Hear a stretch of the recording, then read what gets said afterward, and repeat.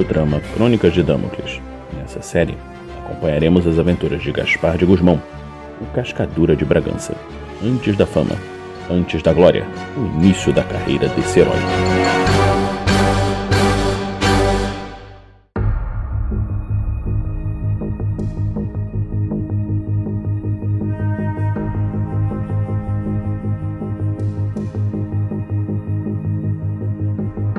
Prefeito, o que vamos fazer?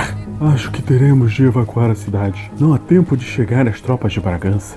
E se não retirarmos as pessoas, todos vão morrer. Malditos insetos! Sim, não temos tempo a perder.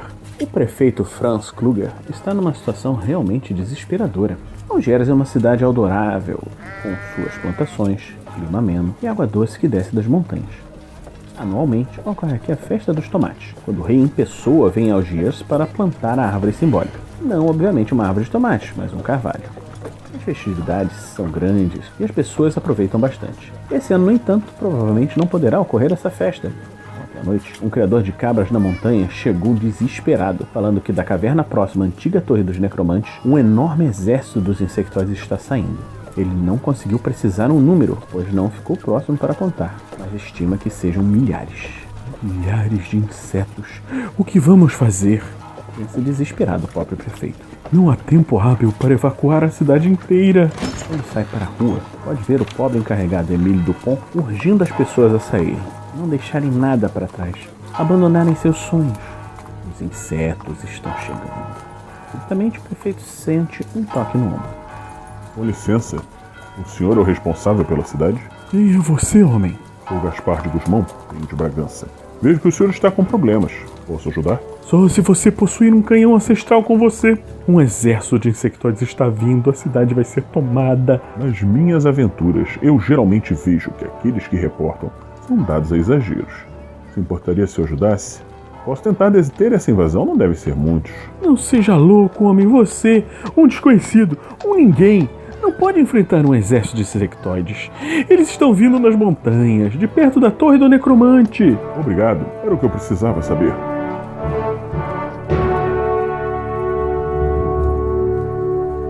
O prefeito vê para seu espanto o jovem montar em seu cavalo, desembainhar sua espada e falar: Povo de Algiers, hoje os insetos os ameaçam, mas saibam que eu estou aqui, Gaspar de Gusmão, e vou impedir que esses monstros lhes façam mal. Pela vitória!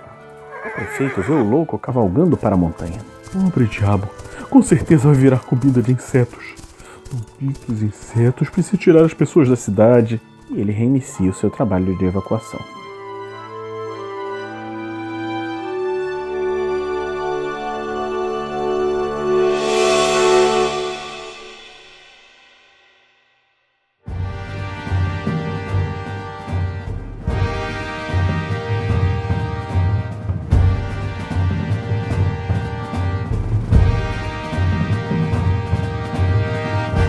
Gusmão está feliz, cavalgando bravamente em direção ao perigo.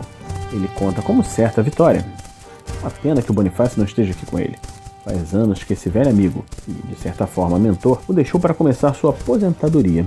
Gusmão até consegue entender os motivos do velho, mas espera nunca precisar se preocupar com isso. Velhice. A própria palavra lhe dá medo. Mas não hoje. Hoje ele tem um bando de insectoides para enfrentar e uma vila para salvar. Como é bom estar vivo num dia desses.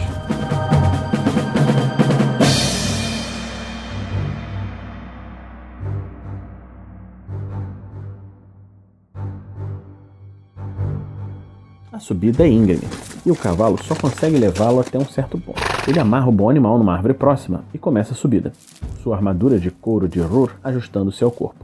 No caminho, ele encontra um coltrano subindo a estrada junto a um garoto humano. Boa tarde, senhores. Tomem cuidado, essa rota estará em breve infestada de insectoides. Eles deveriam descer e se abrigar. Fala Gusmão para a dupla, e olha de maneira curiosa.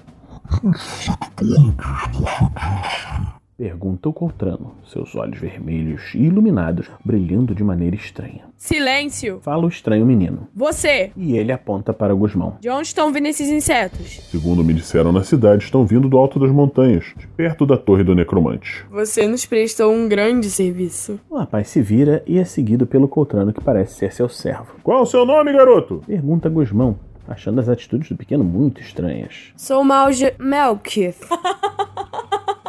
Termina ele numa gargalhada enquanto desce a montanha. O servo acompanhando solícito logo atrás. Gusmão dá de ombros. Essa criança estranha vai ter de esperar. O povo da cidade é mais importante e ele precisa encontrar logo a entrada da torre, ou o local por onde estejam saindo os insectoides. Gusmão acampa essa noite e espera que os insectoides também precisem dormir, mas não há o que fazer agora. Ele decide não acender fogueira, lembrando-se ainda das advertências do Bonifácio, que sempre dizia: é melhor ficar com frio à noite do que atrair uma das centopeias gigantes. Evite o fogo quando estiver em território dos insectoides.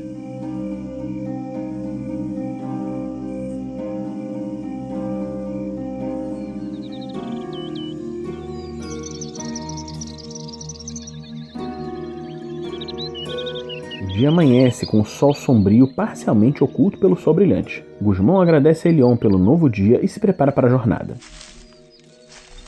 Em poucas horas, ele se encontra na entrada de um desfiladeiro. Pode ver no alto uma grande rocha apoiada precariamente na borda de uma das paredes. O desfiladeiro é amplo e o ângulo de visão dele permite seguir o caminho, que nesse ponto desce bastante até ao longe, quando inicia uma nova subida em direção a uma torre que se encontra mais no alto. O desfiladeiro está tomado por uma massa enorme que se retorce ao longe. Gusmão pode perceber, para seu desalento, que aqueles que reportaram a iminente invasão não exageraram, e que agora ele se vê na posição de ter de enfrentar um verdadeiro exército de milhares. Os insetos. Pensa Gusmão enquanto senta no chão e raciocina como fará para vencer o impossível. O som do enxame de insetos gigantes, alguns armados com armas rudimentares, além de sua prodigiosa força, aumenta progressivamente. E Gusmão já consegue divisar alguns do grupo avançado. Subitamente uma inspiração toca e ele já sabe o que precisa fazer.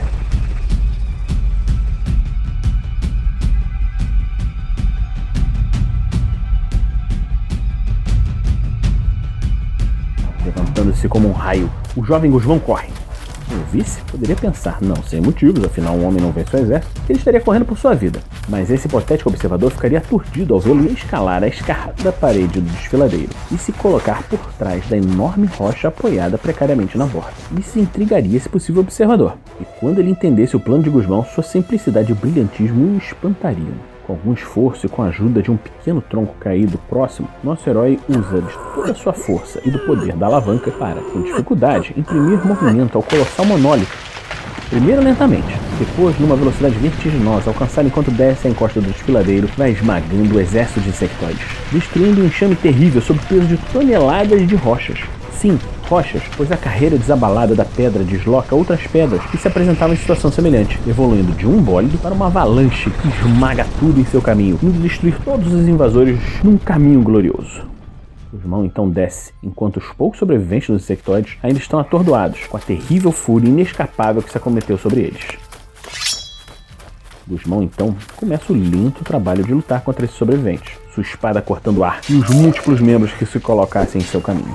Alguns dos insectoides armados com lanças de pontas de pedra tentam se colocar na defensiva, mas seja pelo atordoamento da avalanche, seja pelo inusitado da cena de terem seu exército derrotado por apenas um homem, não são capazes de resistir à investida. Muitos tombam rapidamente e muitos mais se juntam no ataque.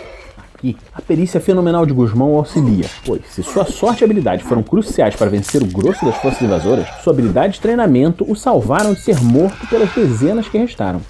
A tarde segue enquanto Gusmão dilacera seus atacantes. Vem a noite e Gusmão dá graças a Elion por a luz de Elan, um grande planeta azul no céu de Damocles, servir para mostrar de onde vêm os ataques, que se seguem durante horas. Entretanto, exceto por um pequeno ferimento de raspão que foi absorvido por sua excelente armadura, ele se mostra incólume, apenas cansado.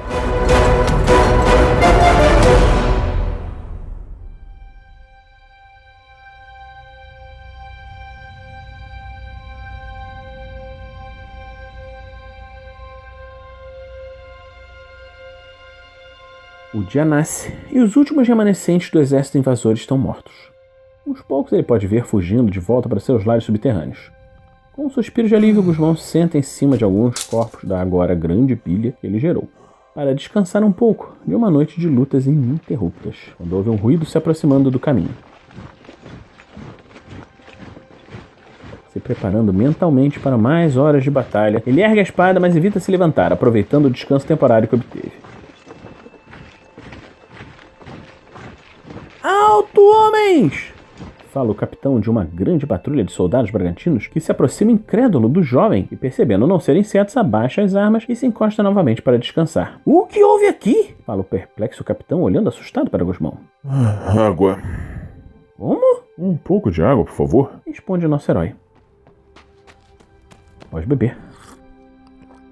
Gusmão responde. Tivemos um desentendimento aqui, eu e esses insectoides. Eles não entenderam meus argumentos, mas eu lhes expliquei o meu ponto de vista. Fomos chamados para combater uma invasão de insectoides. Onde estão eles? Ah, isso? Esses estão mais lá para trás. Foi muito cansativo, mas eu acho que eu dei conta de quase todos eles.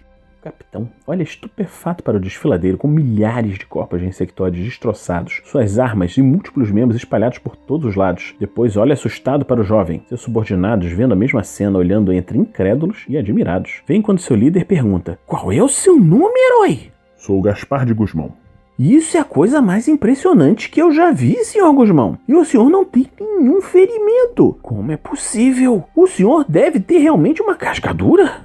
Com essa última frase, os soldados irrompem num grito de vivas, alternando entre as palavras: Gusmão, Gusmão, Gusmão! Cascadura, cascadura, cascadura!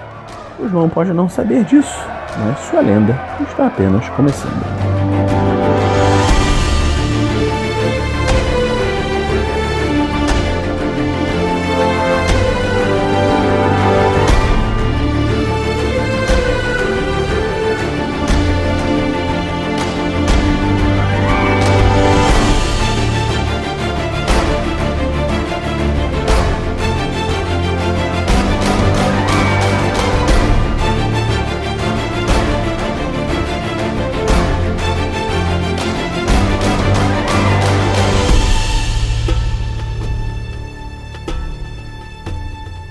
Episódio 1 Cascadura.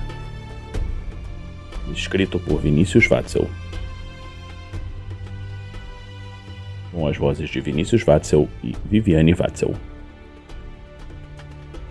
Edição Alan Polar. Revisão Vinícius Watzel, Rafael 47, Pedro Quitete. Músicas por Kevin MacLeod e Epic Soul Factory. Uma produção de Vinícius Watzel e RPG Next.